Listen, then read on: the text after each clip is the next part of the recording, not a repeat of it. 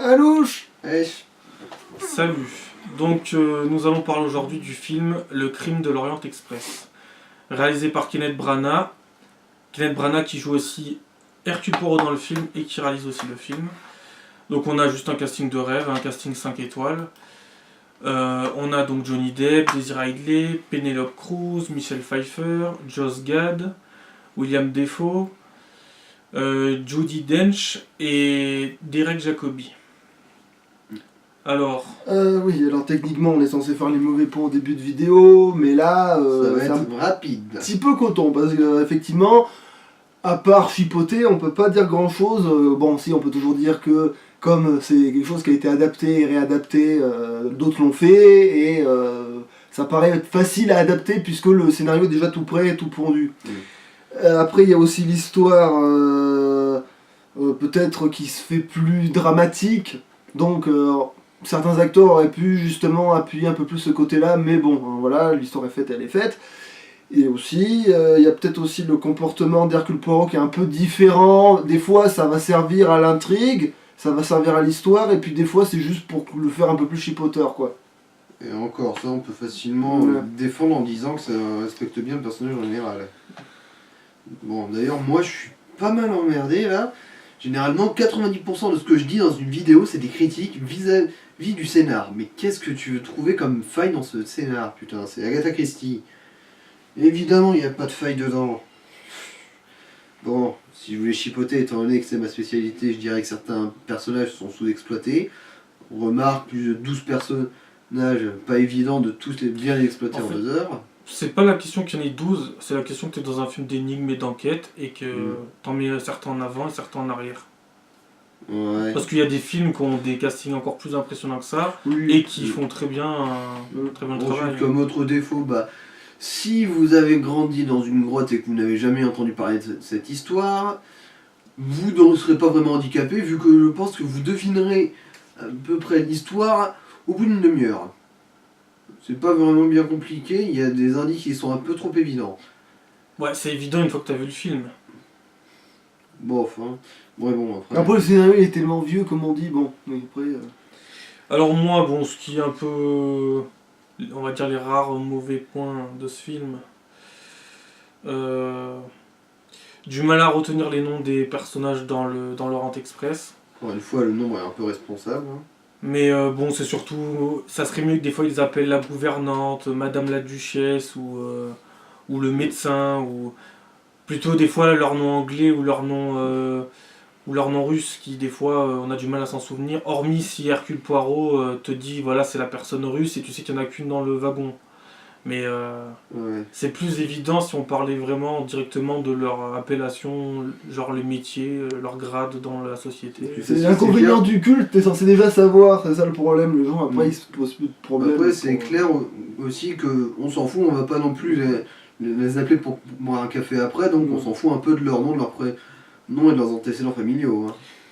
Ouais, mais Mais surtout que ça fait partie de l'histoire en plus, donc oui. ça nous aiderait un peu plus facilement à essayer de mener l'enquête à travers le film en sachant vraiment de quel personnage il parle. Parce que des fois on a un peu du mal, mais bon. Après, le film il paraît pour moi un peu long. Peu long malgré une durée qui est d'1h45. Il paraît un peu long, et pourtant, j'ai regardé les 2 autres adaptations cinématographiques de ce roman, et je te jure, c'est elle la plus dynamique. Sans équivoque. Bah, c'est sûr, c'est la plus récente, donc ils vont la rendre plus dynamique. Et j'ai trouvé, moi, Hercule Poirot un peu trop caractériel sur les bords. Mais bon, on va dire que voilà, faut changer, et c'est fait. Et j'aurais aimé aussi entendre la musique, la BO du film qu'ils avaient mis dans la bande-annonce à la fin. Dès que le film aurait été fini, qu'ils auraient balancé le générique, ça aurait été classe. Donc, c'est pas vraiment un défaut, c'est plus une qualité qui n'est pas là, quoi. Bon bah du coup on attaque les qualités, hein, on va chapeauter 3 heures. Alors les qualités, ça a de la gueule, hein, mine de rien, l'ambiance elle est là. Hein, les faits, on sent bien l'oppression hein, quand il en faut, etc. Donc oui, hein, l'ambiance elle est là, hein, c'est sûr. Puis Bon, après, il y a toujours... oui, ça plaît pas à tout le monde, ce genre de film. C'est sûr qu'il y a des gens, ils vont se dire, oui, bah, c'est de l'enquête, donc on comprend rien, donc on se barde, voilà, mais non. C'est faut Pour aimer. rien comprendre, honnêtement, Voilà. faut pas avoir beaucoup de non-réactifs quand même. Oui, mais il y en a, quand ils connaissent pas le culte et qu'ils connaissent pas l'histoire, voilà. Après, Ouais. ce film, c'est un peu un ressucé de. Mais c'est un ressucé qui a quand même un casting, un très bon casting et que ça donne envie direct d'aller voir le film, quoi. Ouais. Certains reprocheront à Kenneth Branagh d'être un peu mégalomane en se foutant lui-même en personnage principal, mais force est de dire qu'il a vraiment la tronche de l'emploi et qu'il joue bien. Donc, bah, honnêtement, Après, rien à bon, dire. on s'en doutait, moi je m'en doutais dans la bande-annonce que Johnny Depp allait être la victime, vu que dans la bande-annonce il interroge des gens dans un wagon et que c'est la seule personne Oui. qui est pas là. Mais au moins c'est bien d'avoir fait disparaître pour une fois Johnny Depp assez rapidement dans un film, ça change. C'est couillu. Et là, au moins, on va pas pouvoir reprocher à Johnny Depp de toujours jouer Jack Sparrow. Hein. Il y en a qui vont peut-être encore en parler. Ouais, il y en a qui sont peut-être assez cons pour ça. Ouais. Euh, Bien présent. Johnny Depp a joué encore Jack Sparrow. Quand il s'est fait tuer, c'était Jack Sparrow. Ouais, ouais. Ouais, c'est ça, bien sûr. Quand il est venu essayer de marchander avec Poirot pour l'avoir à son service, c'était Jack Sparrow. Eh, connerie. Bon. Alors, Sinon, autre chose, visuellement, par exemple dans le traitement des lumières, le film est excellent. Je veux dire, c'est du bonbon pour les yeux.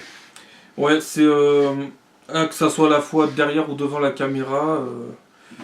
Kenneth Branagh, il fait un film assez élégant.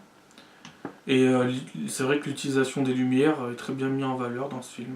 Que ça soit même les plans avec les... Il a été pas mal inventif dans ses plans de caméra. Quand c'était pour les wagons, pour les montrer de haut, Oui. pour les montrer de façon coupée. Ça, c'était pas mal aussi. Alors qu'on est quand même dans un... Alors je pense que c'est fait en studio, mais ils ont dû filmer avec un train aussi. Et un train, c'est assez confiné comme endroit pour Ouais, c'est filmer. sûr. Et puis ils sont quand même démerdés, alors que justement ils étaient dans un endroit confiné pour l'histoire et tout, de faire quand même une scène de poursuite, hein. Ils se sont démerdés de réussir à faire... Bon, après c'est pas bien la... réussi. Bon, C'est pas la scène de poursuite, mais c'était bien vu quand même d'arriver à en mettre une dans un film comme ça. Et on a des très beaux plans larges sur les massifs enneigés, tous les paysages sont très beaux. Et ouais, vraiment il n'y a aucun plan visuel qui est moche.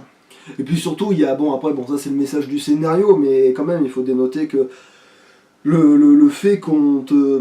Dès le début, le personnage principal, Hercule Poirot, est toujours, comment on pourrait appeler ça, sa vision des choses qui est bien nette et précise, et qu'au fur et à mesure de l'histoire, il s'en remet en question, etc. C'est... Honnêtement, ça va, le personnage est vraiment bien respecté. On ressent bien ça, quoi, et donc le message passe bien, voilà, le message passe bien. Donc moi, juste pour finir sur les paysages, ouais, que ce soit les paysages, ils étaient très beaux. L'intérieur de l'Orient Express, très beau. On sentait le luxe du train, ça aussi c'était vraiment bien. Des fois, dans certains films, on est un peu, on n'aime pas trop certains décors, et là, il n'y a rien à dire. Et après, moi, j'ai trouvé un Hercule Poirot torturé. Et ça, c'est bien, un mec qui est pas sûr de lui. C'est nouveau, quoi, pour un Hercule Poirot. Ça, c'est du nouveau, ouais. Qui finalement, ça change la philosophie à la fin du film, sa philosophie change, et c'est bien. Au moins, ça exploite vraiment la vraie psychologie de Hercule Poirot, qui a toujours été un personnage qui pensait toujours en blanc ou noir, quoi. Et puis, ça lui apporte une certaine profondeur sur la réflexion de la justice, du bien, du mal. Et dans ce film, on a vraiment ça, puisqu'en fait, il y avait le mal, il y avait le bien, et maintenant il y a vous. Et ben oui, et puis ça donne à réfléchir au spectateur, que des fois être un meurtrier ou faire quelque chose de mal, c'est pas forcément mal. Que quand même que c'est pas non plus bien. Que la justice elle est relative. Et qu'on voit que Hercule Poirot qui a une justice assez ferme, là il est décontenancé par la situation. Et voilà quoi. Et puis même ce qui était pas mal tout le long du film, c'est toutes les scènes où on croit qu'il a trouvé le coupable et qu'il n'a toujours pas trouvé et qu'en fait ils sont tous coupables. On se dit ça y est, le film va être fini. Moi je me dis c'est dommage, le film va toucher à sa fin puisque ça y est, il vient de regrouper des trucs et d'un coup, il vient de regrouper quelque chose, il vient de trouver le mec lui a tiré dessus. Donc voilà, donc ça va être la fin du film, mais non, ça a toujours été rebondissement sur rebondissement. Et au final, ils sont tous coupables. Voilà. Et là, pour le coup, c'est des rebondissements qui servent à quelque chose, au moins. C'est des vrais rebondissements. Et je trouve que c'est plus correct. Bon, bien sûr, dans la vraie vie, voire dans des films, t'as souvent qu'un seul meurtrier ou deux. Mais là, de dire qu'ils sont tous meurtriers, ça veut dire que l'âme humaine est complexe Ouais. et que, oui, que les circonstances de la vie sont complexes. Mhm. Donc, De toute façon, quand on apprend un peu sur le contexte du crime, on se dit c'est peut-être pas plus mal que ça ait eu lieu. Hein. Bah après, non, parce que du coup, c'est le concept, c'est que justement, Mm. c'est qu'un crime en a engendré d'autres, en fait. C'est que rien. Tu sais, le mal appelle le mal, entre guillemets, tu vois. et un C'est- meurtrier ne se voit pas à travers son physique. Mm. Donc un meurtrier peut être une grand-mère, une petite fille, n'importe qui. Mm. Et qu'un meurtre peut se faire à plusieurs. Tout en étant une sorte de vengeance un peu Non, mais un c'est- peu, Un peu malsaine. malsaine, mais on peut dire aussi une vengeance qu'on peut comprendre. Bah, c'est sûr qu'au début, quand il dit il y a Ça le... excuse pas le crime, mais ça l'explique. il y a le bien, il y a le mal, et entre les deux, il n'y a rien. Au début, t'as envie de lui dire ah, si tu savais. Ouais, mais c'est pas ça. Il se le dit tout seul, ça, au final. Et le personnage grandit beaucoup, le personnage d'Hercule Poirot, parce qu'au début il a ses convictions et après elles ont changé. Donc oui, le message passe bien, c'est ce que je disais. Voilà. Donc voilà, moi personnellement ce film, eh ben ça sera entre 7 et 8. Bah, moi, ce serait un solide 8 parce que, Oui, objectivement, oui, j'arrive pas à lui trouver de vrais gros défauts. Donc, Et là, il faut, même si j'attends pas de suite, mais s'ils peuvent faire des suites, vu qu'ils nous ont teasé le meurtre sur le Nil à la fin de celui-là, Oui, gros. personnellement, Si- moi, je cracherais pas dessus. s'ils peuvent faire des suites avec Kenneth Branagh qui soit à la réalisation ou qui soit aussi acteur, ou les deux, ou même qui à chaque film ils reprennent un casting de rêve comme ça pour à chaque fois une nouvelle histoire d'Hercule Poirot, ça peut avoir de la gueule. Donc voilà. Au plaisir de voir une éventuelle suite. Oui, ça redonnera un petit coup de jeune au personnage, de toute façon, qui commence à... ouais. Mm. Qui se fait littéralement vieux.